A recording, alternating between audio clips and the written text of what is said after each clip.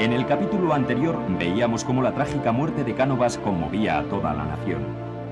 Sagasta llegaba de nuevo al poder en circunstancias difíciles, con una crisis interior y con presiones cada vez más directas de Estados Unidos.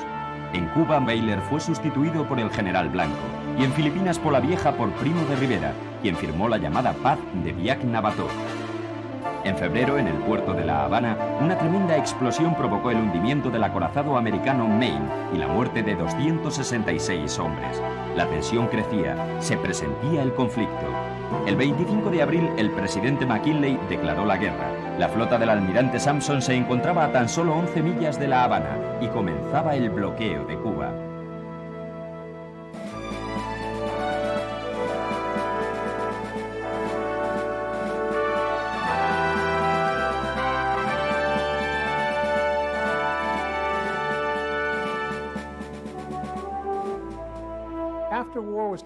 Después de que se declaró la guerra en abril de 1898, el presidente McKinley y los líderes del ejército en Washington buscaban frenéticamente oficiales cualificados para mandar los cuerpos y las divisiones del ejército recién creado. Estaban preocupados porque no sabían si los excombatientes del sur se unirían a los del norte para llevar a cabo la guerra.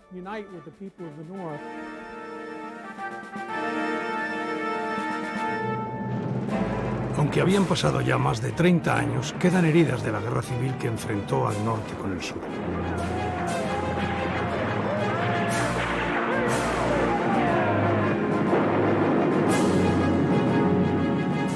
El presidente McKinley ve en la movilización un factor de unión nacional.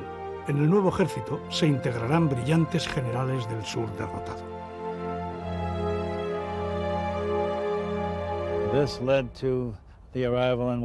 Washington se llena de hombres buscando nombramientos a puestos de oficiales, aumentando todavía más la confusión que ya se empieza a notar en estos primeros momentos de la guerra.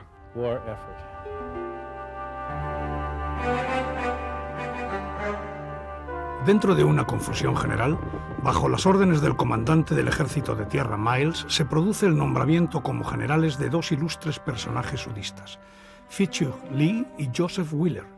El general Wheeler, que en este momento tiene ya 62 años de edad, tiene que vestir a partir de ahora el viejo uniforme azul del ejército de los Estados Unidos, que 30 años antes era el símbolo de su más encarnizado enemigo. El mando supremo del ejército de intervención recae sobre este hombre, el general Rufus Shafter, llamado Pecos Bill por sus amigos. Un oficial muy experimentado y competente que había participado en la Guerra de Secesión y había sobresalido en las guerras contra los indios. Pero en este momento es un sesentón como Wheeler, demasiado mayor para una campaña dura como iba a ser la de Cuba. Además, padece fuertes ataques de gota y pesa nada menos que 140 kilos.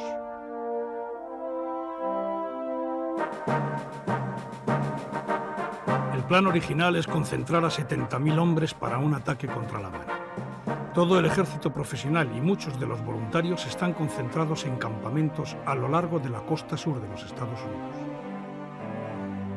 Al presidente McKinley se le informa de que es prematuro pensar en una intervención inmediata y que serían necesarios por lo menos 2 meses de intensa instrucción militar para convertir a las unidades de reclutas en un ejército con capacidad operativa. Conocen muy bien los estragos que las enfermedades tropicales habían producido en el ejército español y temen que a las tropas americanas les pueda ocurrir lo mismo, por lo que aconsejaban esperar por lo menos hasta septiembre, el final de la temporada de lluvias en la que las plagas tropicales muestran una menor virulencia.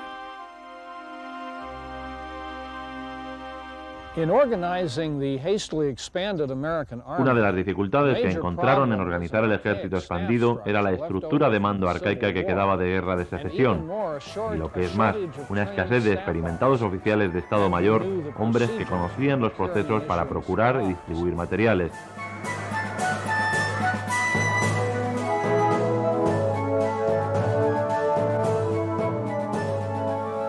Desde cualquier punto de vista, el ejército que se preparaba era más bien un recuerdo histórico y anticuado de la guerra civil que un ejército moderno a la altura de la misión que se le iba a encomendar.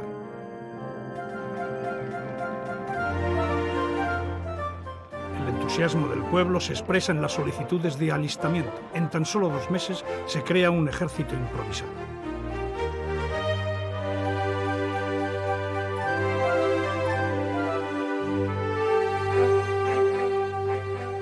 Uno de los que parece más exultante y excitado es este hombre, Teddy Roosevelt.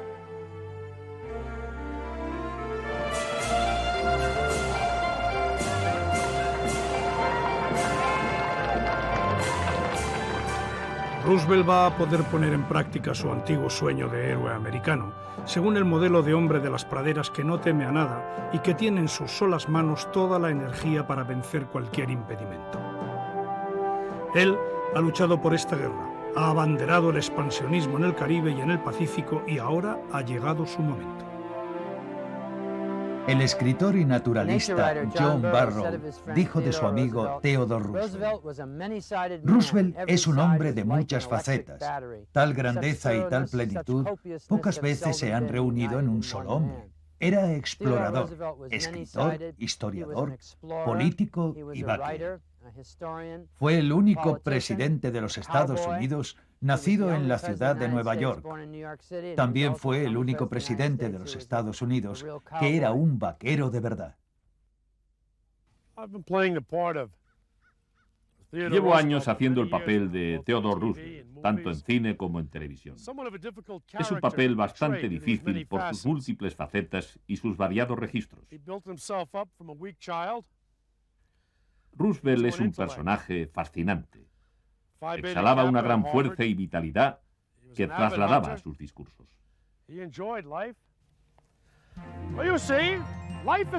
Porque verán ustedes, mejor es arriesgar grandes cosas, ganar gloriosas victorias, aunque mezcladas con la derrota, que juntarse a esas pobres almas que ni disfrutan mucho, ni sufren mucho, y no viven en el crepúsculo gris, que no conocen ni la victoria ni la derrota. Porque ni una vez en mil es posible lograr nada, a no ser que sea por trabajo, por esfuerzo, un propósito serio y la disposición a arriesgarse. La vida es una gran aventura y les digo, acéptenlo con tal espíritu. Mantengan la mirada hacia las estrellas, pero mantengan los pies en el suelo. Roosevelt sorprende a todo el país cuando dimite de su cargo de subsecretario de Marina para fundar y organizar el primer regimiento voluntario de caballería, al que enseguida la prensa bautiza con el pintoresco nombre de los Rough Riders, los jinetes aguerridos, en una traducción libre.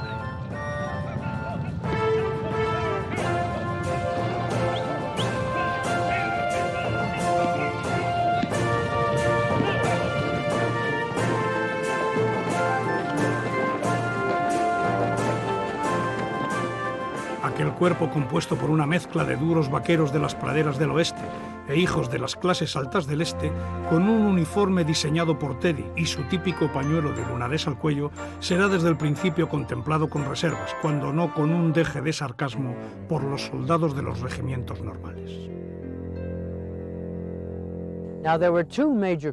Había dos componentes principales en el regimiento. La mitad eran vaqueros e indios del oeste, muchos de ellos de Arizona y Nuevo México. Y el otro componente era del este, aristócratas, atletas de la Universidad de Harvard, Yale y Princeton, y todos ellos aficionados al polo.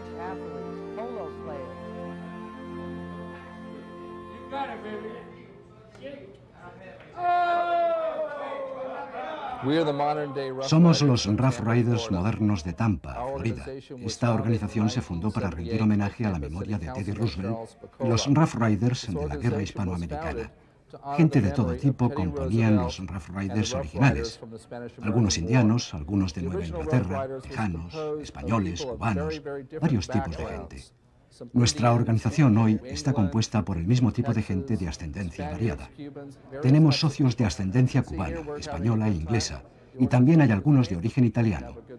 Como ustedes pueden ver, aquí lo estamos pasando bien. La organización se ha hecho para pasarlo bien y para participar en las actividades de la ciudad de Tampa. Este año es nuestro centenario. Estamos planeando varias cabalgatas en honor de la guerra hispanoamericana y de nuestros soldados que lucharon en ella, sobre todo, desde luego, los Rough Riders.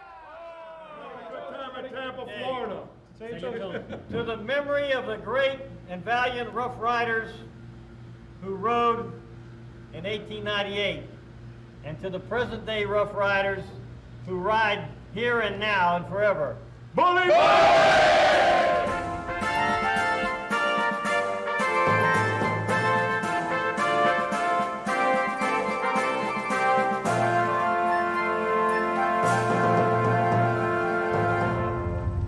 Toda osadía, valor y resistencia de hierro ante la mala fortuna hace una tropa mejor y más noble. Tengo plena confianza en vosotros, soldados, que llevaréis esto a cabo con lucimiento. Y espero que ataquéis como en un partido de fútbol.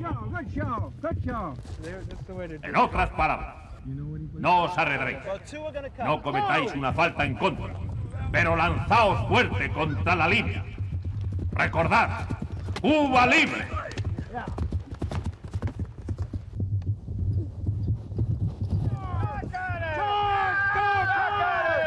Cut that Spanish bastard up! Yeah, that's the way to do it. That's the way to do it.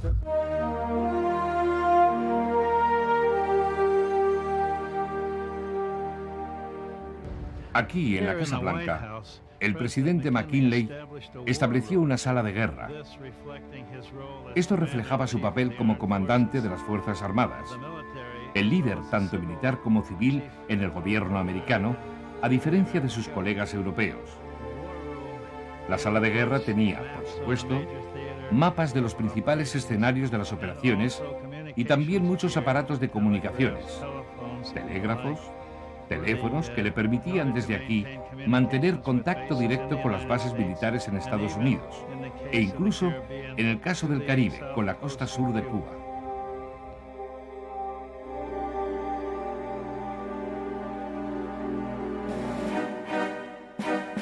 Dentro también del nuevo papel que van a desempeñar las comunicaciones, los Estados Unidos han logrado disponer de un espía a su servicio dentro del Palacio del Gobernador General, el telegrafista Domingo Villaverde. Su existencia es conocida por solo 5 personas de la cúpula americana y la información que transmite llega directamente al presidente de los Estados Unidos. La escuadra del norte americana se divide en 2 secciones: la escuadra volante al mando del almirante Shelley y la escuadra de bloqueo a las órdenes del almirante Sansom. El día 22 de abril la escuadra se encuentra con el mercante español Buenaventura, cuyo capitán desconoce la declaración de guerra e iza la bandera española para saludar a los ahora enemigos. El Buenaventura es capturado.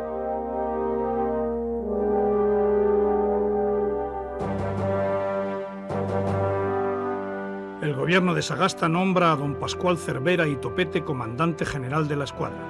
La flota de operaciones es moderna, pero con barcos inadecuados, que además lleva años sin hacer maniobras. A pesar de que son muchos los jefes de la Marina que llevan quizá más años aún, previendo que se producirá una guerra con los Estados Unidos y que la contienda habrá de ser fundamentalmente naval.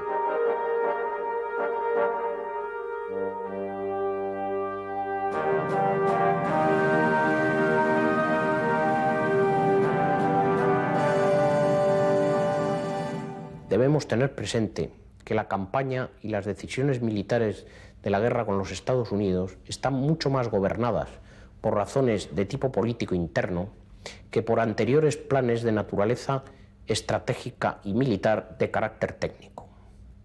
En este punto me gustaría que los espectadores comprendieran que la decisión de rechazar el ultimátum americano e ir a la guerra y las propias operaciones militares están condicionadas sobre todo por el miedo del gobierno español a una sublevación militar.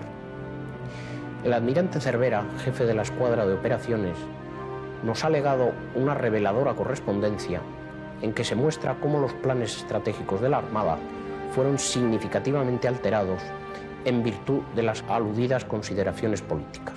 Querido primo Juan, el conflicto con los Estados Unidos parece conjurado, pero puede resucitar cuando menos se piense, y que sería una gran calamidad nacional.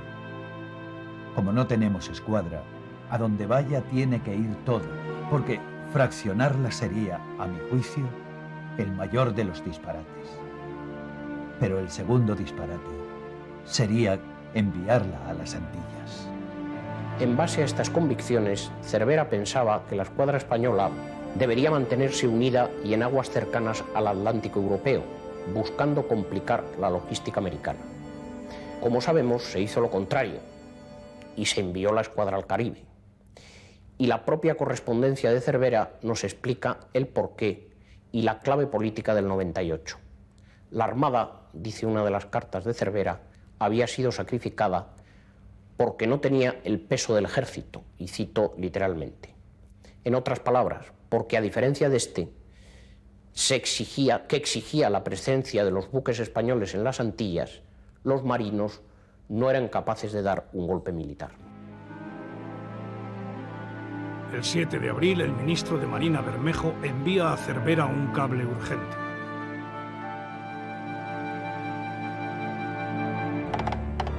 En estos momentos de crisis internacional no se puede formular de una manera precisa nada concreto. Urge mucho salir. Es preciso que sea mañana. Diríjase vuestra excelencia a San Vicente de Cabo Verde. Así que llegue, tomará carbón y agua. Bermejo, ministro de Marina.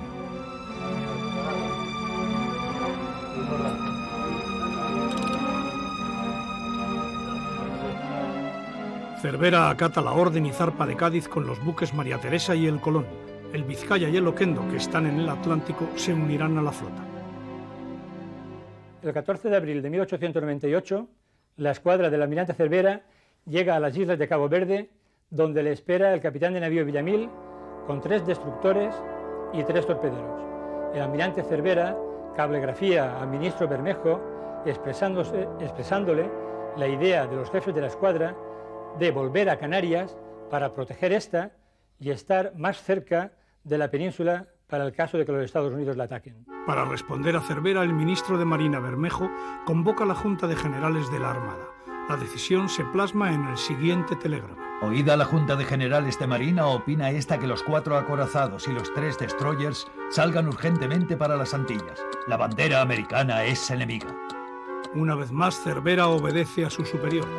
Desde hacía tiempo venía expresándole sus opiniones sobre el envío de la flota a las Antillas.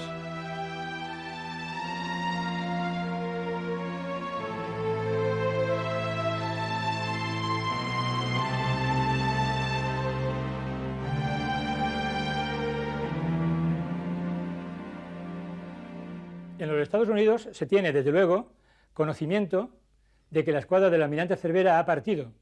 Lo que se desconoce es su destino final.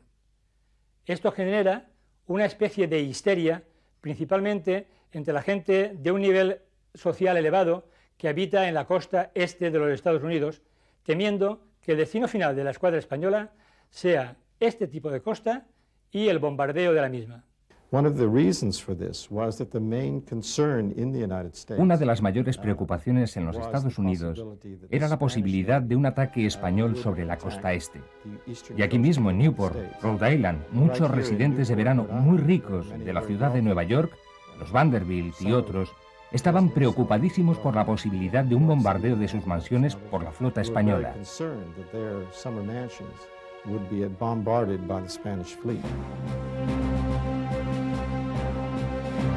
De aquella flota que se había convertido en un fantasma amenazador, solo se sabe que su destino final era América. El almirante Sampson, al mando de la flota, que tiene al mismo tiempo que mantener el bloqueo de Cuba y prever la aparición de la escuadra de Cervera, piensa que tras la travesía del Atlántico y con pocas reservas de carbón, Cervera tendrá que recalar en Puerto Rico, y es allí hacia donde lleva su escuadra. Sampson bombardea San Juan.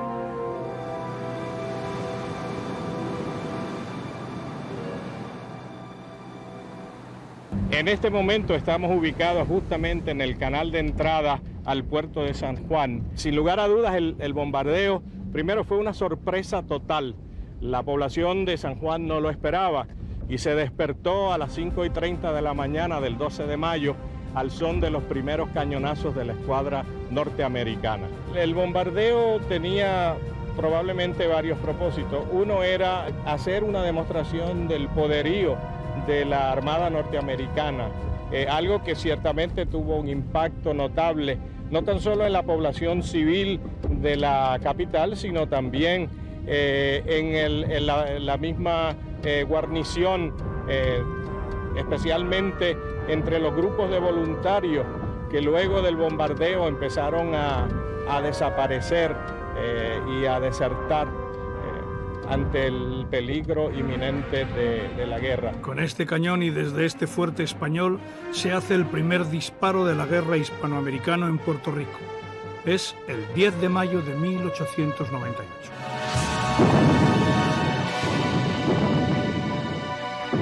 El bombardeo de Sampson resulta estéril, ya que la escuadra española no está en Puerto Rico. Cervera ha adivinado el movimiento de la escuadra enemiga y se ha dirigido en busca de carboneo hacia la Martinica, una colonia francesa puerto neutral. Los planes de guerra de los Estados Unidos, para caso de un conflicto con España, contemplaban la actuación simultánea tanto en el Caribe, sobre la isla de Cuba como teatro principal de operaciones, como sobre las Filipinas como teatro secundario, para de esta forma y de un solo movimiento acabar con la flota española en ambos escenarios. En este momento de la historia, la posesión de bases para carboneo de las flotas era un asunto de vital importancia para los Estados. En esta zona del mundo, en Asia, los Estados Unidos tenían que depender de los gobiernos japoneses, del gobierno chino o de sus aliados británicos para disponer de tales estaciones. No cabía ninguna duda para el gobierno norteamericano que la posesión de una base de estas características en Manila era de vital importancia. Unos días antes de que Cervera zarpara de Cabo Verde rumbo a Puerto Rico, en Hong Kong la escuadra del Pacífico, a cuyo mando está Dewey, recibe la siguiente orden del secretario de Marina. Ha comenzado la guerra entre Estados Unidos y España. Diríjase enseguida a las Islas Filipinas. Comience operaciones especialmente contra la flota española. Capture buques o destrúyalos. Realice esfuerzo supremo. En el Palacio de Malacañán de Manila, el nuevo capitán general de Filipinas, Basilio Agustín, se reúne con los altos jefes militares del archipiélago e informa a Madrid. De los buques de una y otra escuadra resultan ser los americanos muy superiores a los nuestros, y las baterías de la antigua muralla son por completo ineficaces para causar a los buques algún daño.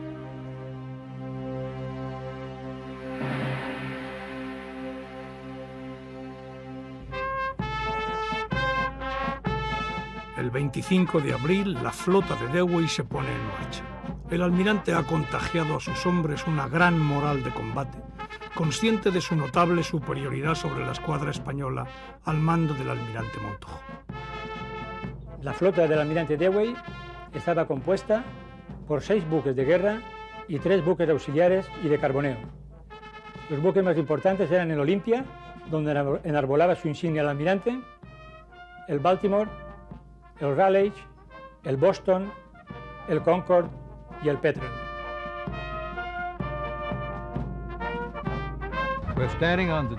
Estamos en la cubierta del crucero americano, el Olympia. Es el último superviviente de la guerra hispanoamericana en la tierra. Era el buque insignia del comodoro Dewey. Encabezaba una escuadra de 6 buques pequeños y era el mejor y el más grande de ellos. El Olympia llevaba 4 cañones de 8 pulgadas, colocados en 2 torretas redondas, como este que se ve detrás de mí, uno en la popa y otro en la proa, y llevaba 10 cañones de 5 pulgadas en los lados. Era el mejor de los buques de la escuadra americana, una escuadra moderna que se iba a enfrentar a la española, que consistía en buques viejos, algunos en mal estado y uno incluso de madera. Y en desplazamientos, la flota americana tenía una superioridad de aproximadamente 5-2, y que en lo que hace referencia a su potencia de fuego, la superioridad norteamericana era aproximadamente de 3-1. Objetivamente hablando, podemos ver que con estos datos comparativos, el resultado final de la batalla que se aproximaba era evidente y la victoria de la flota norteamericana más que probable. Sin embargo, la opinión en Hong Kong es muy distinta. Nadie apuesta por Dewey, por favorable que sea la desproporción, y se cree que se dirige a una derrota segura. En un selecto club de la ciudad, tras una cena con un grupo de americanos, un oficial británico comenta con sorna: Era un grupo de gente muy apreciable. Lástima que no volveremos a verles nunca.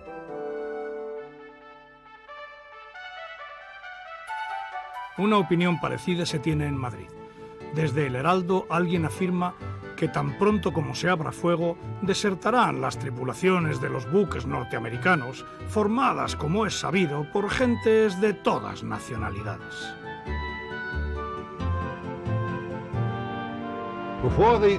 Antes de la guerra con España, los buques de guerra americanos estaban pintados de un reluciente blanco y de un color ocre, como aquí, con adornos y toques de metal brillando por todas partes. Estaban estupendos. Pero en cuanto se veía que se aproximaba la guerra, la Marina pintó todos sus buques de gris. Toda la pintura bonita desapareció. Y cuando los buques del Comodoro Dewey zarparon para librar batalla en la bahía de Manila, tiraron todas las cosas de madera que podían. Todos los muebles, las sillas, pianos, mesas y todas esas cosas. Casi la única madera que quedaba era la cubierta. Esta es una reproducción cartográfica de la bahía de Manila, con su punto dominante la isla del Corregidor, la entrada de Boca Chica y la entrada de Boca Grande. En la bahía de Manila tenemos la capital del archipiélago, Manila, y la península de Cavite, unida al territorio peninsular por la península de Dajalicán. Vamos a acercarnos un poco a esta maqueta para poder ver con un poco más de detalle cuál era la situación de la ensenada y cuál era la posición de las escuadras españolas y cuál la posición de la escuadra del almirante Dewey, contando para ello con la colaboración del capitán de fragata de la Marina de Guerra cubana, don Gustavo Placer Cervera, el comandante del Ejército de los Estados Unidos, señor David Cole, y el coronel de ingenieros del Ejército Español, don Carlos Zamorano. Empezaré yo mismo dando una breve descripción de lo que será la posición de la escuadra del almirante Montojo en la mañana del 1 de mayo de 1898.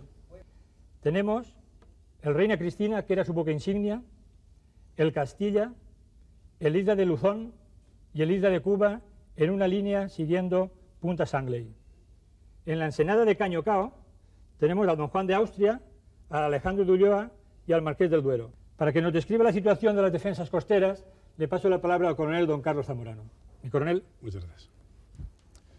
La costa está muy mal defendida, la artillería es muy deficiente, se ha artillado muy deprisa y solamente mantendrán el fuego, un poquito en competencia con la escuadra americana, los dos cañones Ordóñez situados en Punta Sangley. En el fondo de la bahía de Manila, en un ancho de unos 4 kilómetros, hay 10 baterías también muy anticuadas. Solamente 4 cañones de hierro son capaces de hacer un fuego relativamente eficaz. De todas formas, están situados a 8 kilómetros de la flota y no fueron operativos tampoco. Años antes, el almirante Concas había advertido sobre la bahía de Manila. Cavite es un absurdo, pues se halla en el fondo de una bahía con entradas que no son defendibles prácticamente ni con artillería ni con torpedos, y que por consiguiente, una vez bloqueadas, convierten el puerto de refugio en una horrible ratonera. En Cavite nos espera un desastre en la primera ocasión. La escuadra asiática de Dewey se formó antes del amanecer y entró en la bahía de Manila en una línea de batalla encabezada por el Olympia y el Baltimore. Los buques seguían la indicación de 5 brazas en sus cartas y estaban aproximadamente a 3 millas de la flota española.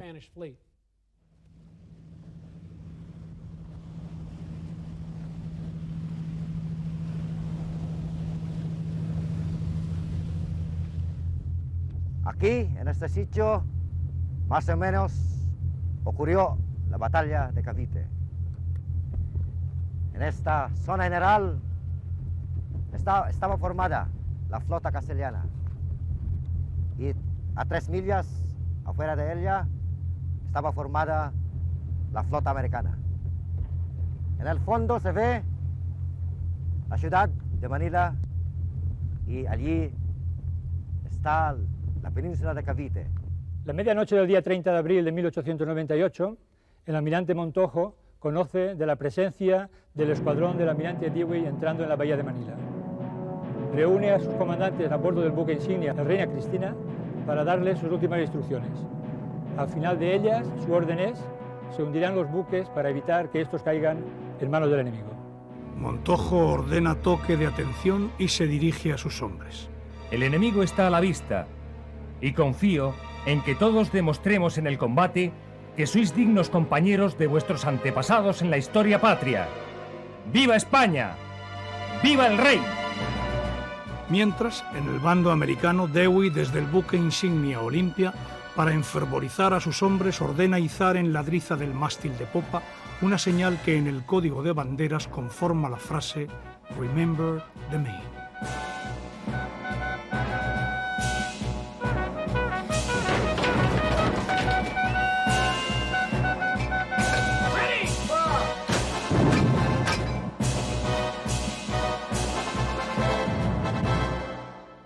las 5:46 de la mañana del 1 de mayo de 1898, el escuadrón de Dewey, liderado por el Olympia, se dirige a su posición en la línea, pasando por dentro del alcance de las baterías que defienden la ciudad de Manila, que abren fuego contra él.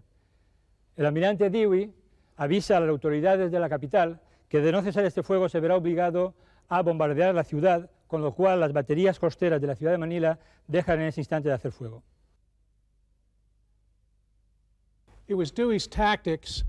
La táctica de Dewey era aprovechar el máximo número de cañones, así que avanzó en una línea frente a la flota española, utilizando primero todas sus baterías de babor, recorriendo unas 2 millas a 6 nudos.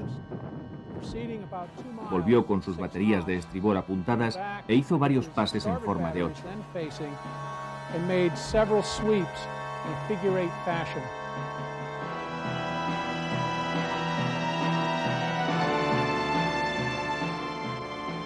A lo largo de la mañana y durante 2 horas, el almirante Dewey realiza 6 pasadas por enfrente de la flota del almirante Montojo, realizando una concentración inicial de fuego sobre el buque insignia, el Reina Cristina, y posteriormente sobre el Castilla, Isla de Cuba e Isla de Luzón, que reciben numerosísimos impactos y tienen una enorme cantidad de bajas, muertos principalmente debido al fuego y a las astillas. A las 7 de la mañana, el Reina Cristina realiza un intento desesperado, saliéndose de la línea e intentando embestir al Olympia, pero la cantidad de proyectiles que recibe es tal que se ve obligado a regresar a su lugar.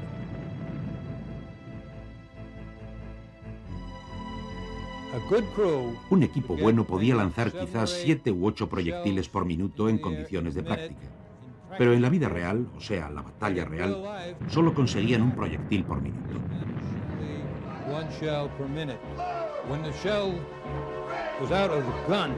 Cuando un proyectil sale del cañón, sale a una velocidad tremenda, unos 2000 pies por segundo, y lo acompaña un fogonazo y mucho humo. Y eventualmente ese proyectil llega a alguna parte.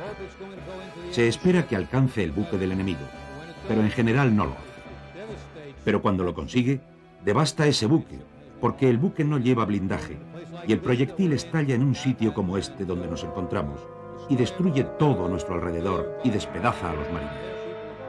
Y eso es lo que les pasó a los barcos españoles esa mañana.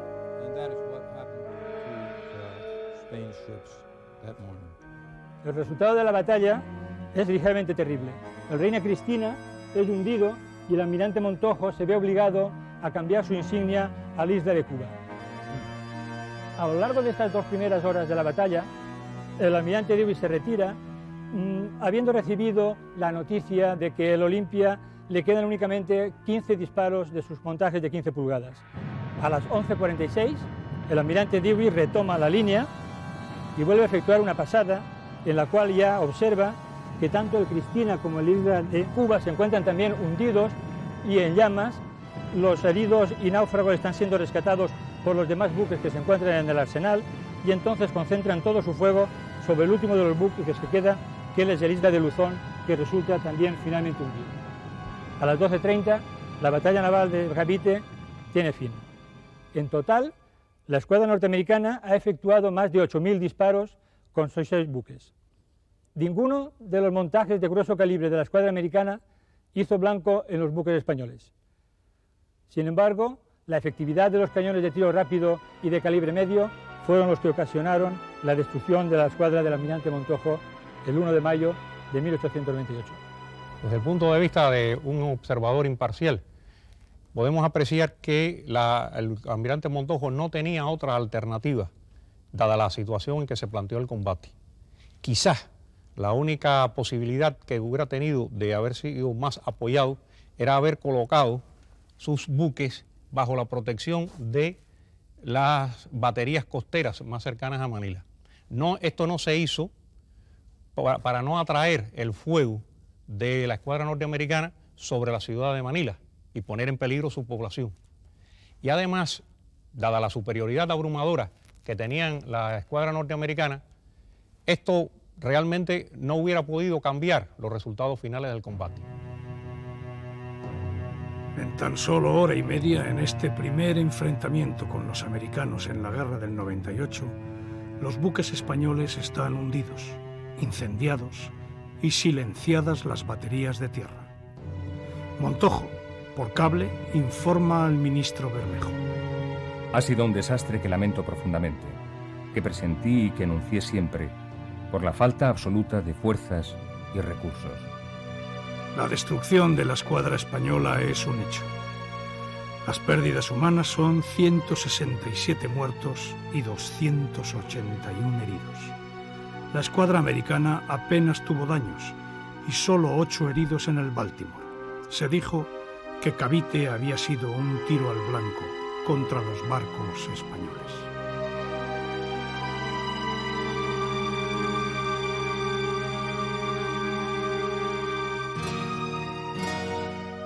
La noticia del desastre de Cavite llega a España en el curso de una corrida de toros. A la salida, el gentío se concentra en la calle de Alcalá, en donde un periódico colocó un cartelón informativo. El esperado triunfo de la escuadra española se ha convertido en una derrota contundente. Los madrileños, en manifestación, recorren las calles dando mueras a Sagasta y a Moret y vivas a Weyler.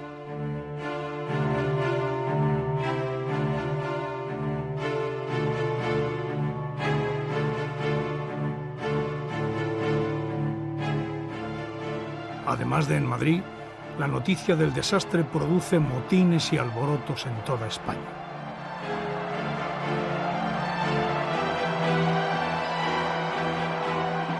El sentimiento patriótico frustrado se mezcla con una importante crisis de subsistencias. La alteración del orden público se hace grave. En Linares hubo 12 muertos y 14 heridos. El gobierno tiene que suspender las garantías constitucionales.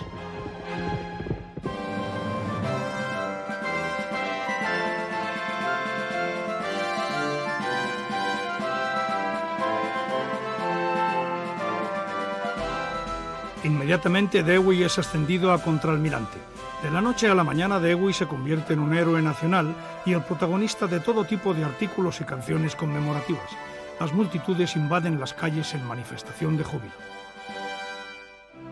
Inesperadamente, Roosevelt anuncia que abandona el cargo para tomar el mando de los Rough Riders.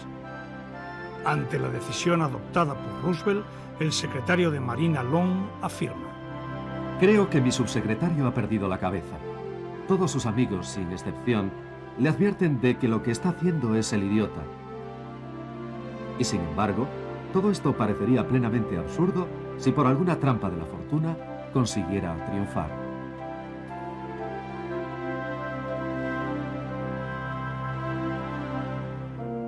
Apenas unas horas después de la derrota española en Cavite, Lord Salisbury, primer ministro inglés, pronuncia un encendido discurso.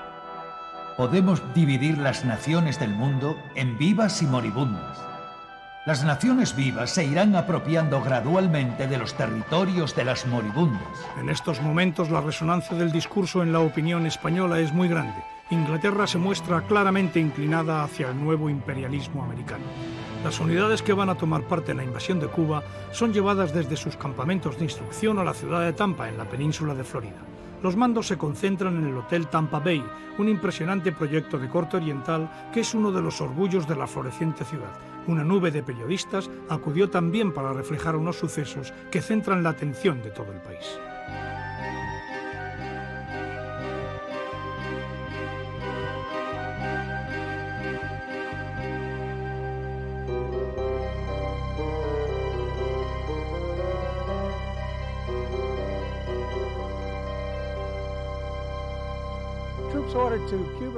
Les dijeron a las tropas que se enviaron a Cuba y a Puerto Rico que dejaran todas las cosas superfluas, así que a cada soldado le permitían llevar solo una manta, un chubasquero y la mitad de una tienda de campaña. La tienda que ustedes ven aquí era el equipamiento de 2 soldados en el campo de batalla. Además de esto, a los soldados se les permitían algunos artículos personales, tales como un juego de afeitar, hilo y aguja, y tal vez entre 2 o 3 soldados una palangana que podían utilizar para afeitarse y lavarse. También por cada compañía llevaban un cajón que contenía provisiones, los libros de contabilidad, etc.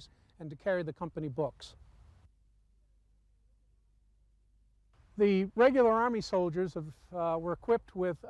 cuanto al armamento, los soldados llevaban un fusil de 1892 con un cargador para 5 disparos. La munición la llevaban en el cinturón para poder recargar rápidamente.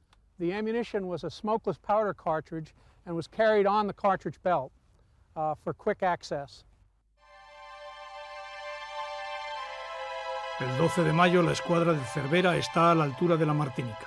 Las autoridades francesas le niegan el aprovisionamiento de carbón, un equipamiento que acabará consiguiendo en Curazao.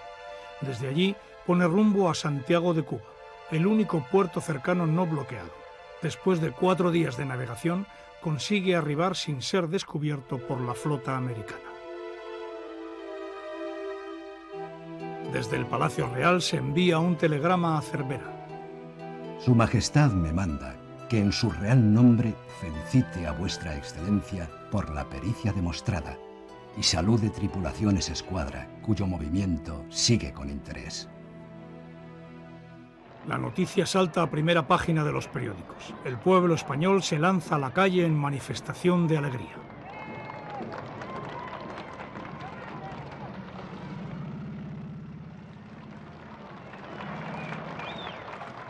También en La Habana el entusiasmo es indescriptible. La llegada de la flota de Cervera a Santiago de Cuba fue celebrada en España como una verdadera proeza. Sin embargo, la misma le situaba al contraalmirante en una verdadera encrucijada. Las características de la bahía de Santiago de Cuba hacían de esta muy vulnerable al bloqueo norteamericano. Había podido entrar y ahora su tarea era salir. Dentro de Santiago de Cuba la situación es difícil. Cervera no encuentra aquí los abastecimientos que puede esperar y necesitar. No tiene posibilidades de reparar sus buques, ni siquiera de limpiar sus fondos. Tampoco hay combustible. La ciudad bloqueada por mar y por tierra por la escuadra y el ejército americano. Se sufren escaseces y limitaciones.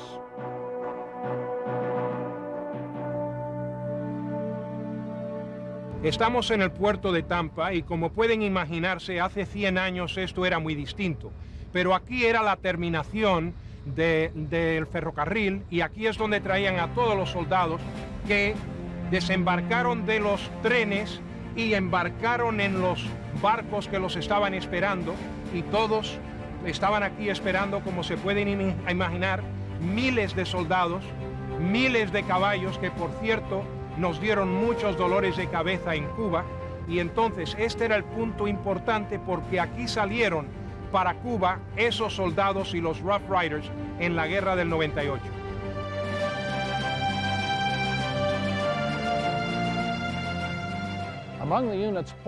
Entre las unidades que llegaron a Tampa estaba la primera de caballería de voluntarios, también conocida por el nombre de los Rough Riders, con su teniente coronel Theodore Roosevelt, que había sido subsecretario de la Marina.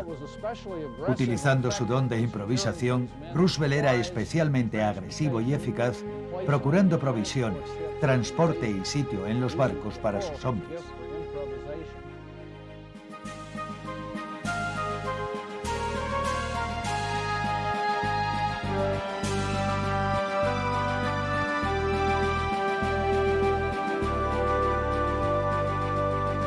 Aquí en este lugar, en aquella época algo más recogido, aquí fronterizo al puerto, era el punto de la última oportunidad donde esos miles de soldados eran visitados por aquellas señoritas y damas y individuos que traían bebidas y otras cosas para la última oportunidad antes de irse para Cuba y lo que trajera la incertidumbre de la vida. Así que en este punto de la última oportunidad, esos soldados gozaron en sus últimos momentos antes de irse para Cuba.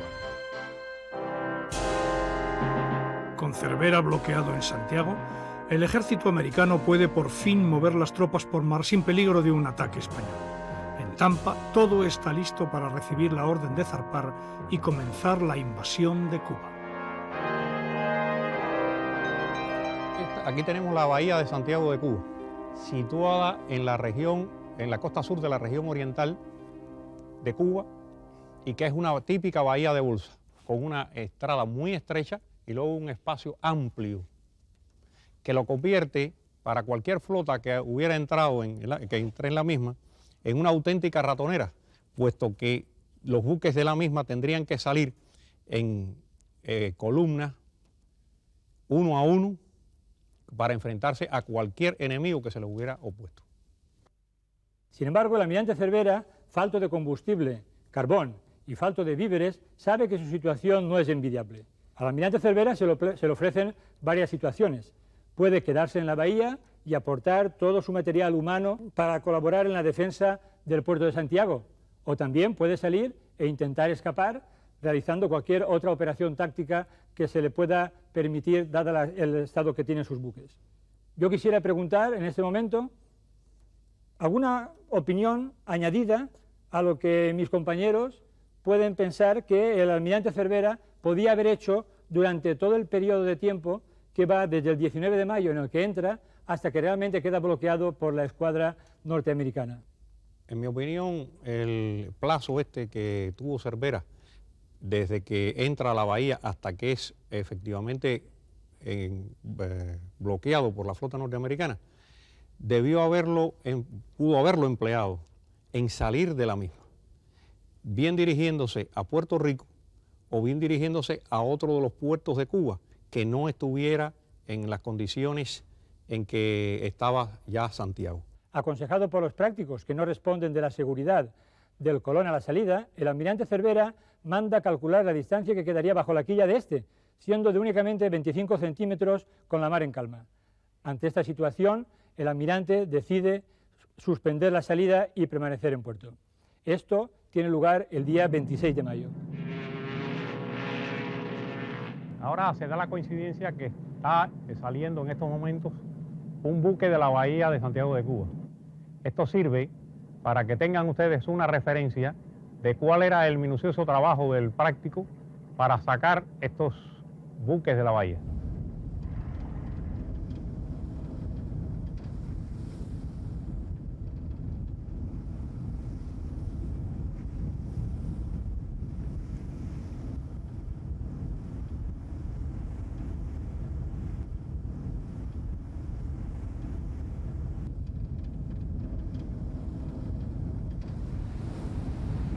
Como podrán apreciar, este armamento, del cual estaba dotado el Castillo del Morro, es completamente obsoleto para la época.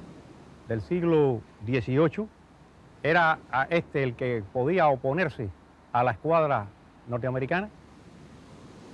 Es incuestionable que la diferencia de tecnologías entre ambos bandos estaba muy a favor de la escuadra estadounidense, que estaba dotada de cañones hasta de 300 milímetros, que hacían completamente obsoletos estos parapetos, muy propios para enfrentarse a piratas y corsarios, pero ya completamente pasados de época.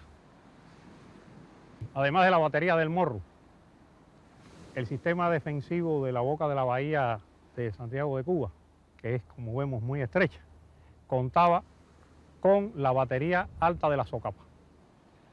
Este es un cañón González Ontoria de 160 milímetros de calibre. Su tubo era mucho más largo que este que vemos ahora, porque fue cortado en tiempos de la Primera Guerra Mundial, al parecer para convertirlo en chatarra. Estos cañones eran cañones navales. Pertenecían al crucero Reina Mercedes. Fueron desmontados del mismo y traídos a lomo de mulo por los artilleros españoles y emplazados en apenas un día para que sirvieran a la defensa contra los buques norteamericanos que se encontraban frente a la costa de Santiago de Cuba. El 1 de junio, Sampson formula un plan para bloquear la bahía. Envía un buque carbonero con el nombre de Merrimack, mandado por el teniente Hobson y con una tripulación formada por voluntarios. La misión consiste en hundirlo en medio de la bahía para bloquear la salida de los barcos de Cervera. Para, es aquí exactamente. nos encontramos frente al delito, o es decir, sobre lo que queda de lo que fue el Merrimack. Aquí, en este lugar exactamente, es donde él se encuentra. Aquí los pescadores acostumbran a fondear para pescar sobre él, ya que los peces acuden sobre los restos de lo que quedó del Merrimack. El 16 de junio, con destino a Manila, zarpa de Cádiz una escuadra improvisada al mando del almirante Cámara con 4.000 hombres. Enterado Hearst de los planes españoles, envía la siguiente carta a su corresponsal en Londres. Querido Krillman, desearía hiciese los arreglos necesarios para comprar algún vapor inglés, conducirlo a la zona más estrecha del canal de Suez y hundirlo donde obstruya el paso de la flota española. Lo que quiero sencillamente es que usted esté en condiciones de hacerlo, en caso de que optase por ello más adelante. Sinceramente suyo, William Randolph Hearst. La carta que acaban ustedes de ver y de oír es uno de los muchos testimonios de la frenética actividad de los magnates de la prensa americana, entre ellos William Hearst, en promover la guerra de Cuba y naturalmente en triplicar, cuadruplicar, quintuplicar sus tiradas en competencia unos con otros con el pretexto del conflicto. Muchas veces no suele hablarse del mismo tipo de prensa en España y conviene que el espectador sepa que, como decía, por cierto, el editorial de un periódico de la época y también de nuestro tiempo, La Voz de Galicia, la prensa española no le anduvo a la zaga a la americana en amarillismo, jingoísmo y despropósitos. En aquel tiempo de desmesura y despropósito, puede decirse que eran pocos los que pensaban lo que decían, pero aún eran menos los que decían lo que pensaban. Prácticamente ningún político, con algunas excepciones, la gallarda y valiente postura del venerable dirigente catalán republicano Pi Margall, la del entonces muy minoritario dirigente del Partido Socialista Español, Pablo Iglesias, pero en general la inmensa mayoría de los políticos españoles vivieron persuadidos de que tenían que remar a favor de lo que ellos consideraban que era la opinión pública mayoritaria. Las tropas americanas que habían zarpado de Tampa se dirigen hacia la costa oriental cubana. De acuerdo con los revolucionarios cubanos, se decide que la fecha del desembarco sea el 22 de junio. El lugar, la playa de Daiquiri, a tan solo 50 kilómetros de Santiago, donde está atracada con graves problemas la flota de Cervera.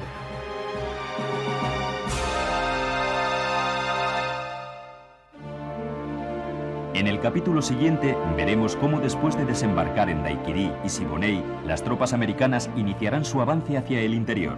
Se librarán las batallas de El Caney y las Lomas de San Juan.